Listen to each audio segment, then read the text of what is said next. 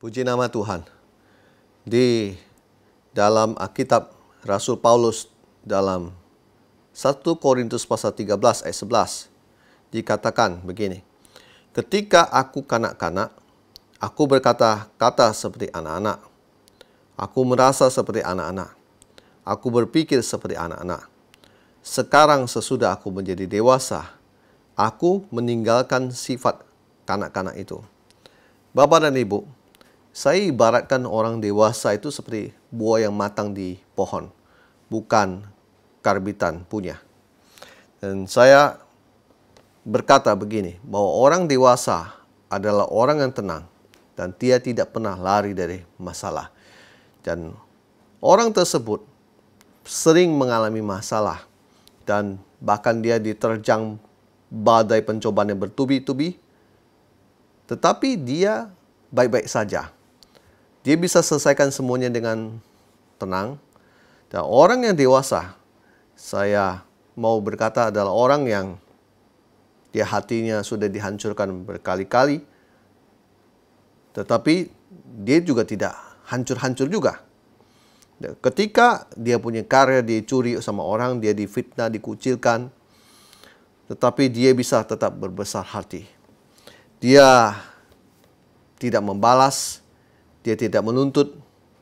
Bahkan ketika orang tersebut dikhianati oleh orang terdekat sekalipun, hatinya mungkin terasa sakit, tetapi dia bisa memilih untuk mengampuni. Bapak dan Ibu, kita tak bisa disebut dewasa kalau kita tidak mengalami namanya proses. Jadi, kita jangan menghindar dari proses, karena cepat atau lambat Tuhan akan mendorong kita masuk ke dalam proses menjadi dewasa, yaitu menjadi pribadi yang saya bilang yang matang. Dewasa ini bukan berbicara berapa umur kita hidup di dunia ini, tapi dewasa itu lebih berbicara pada bagaimana kita menjalani peristiwa-peristiwa di dunia ini dengan sebuah kemenangan. Hari-hari ini dibutuhkan kita menjadi orang Kristen yang dewasa. Ya, saya melihat kita kalau hidupnya masih Kristen yang kanak-kanak, dalam arti kita belum dewasa, maka cepat atau lambat Tuhan akan membawa kita pada proses supaya kita diproses menjadi dewasa. Dan dewasa ini akan membawa kekristenan lebih maju dan nama Tuhan dipermuliakan.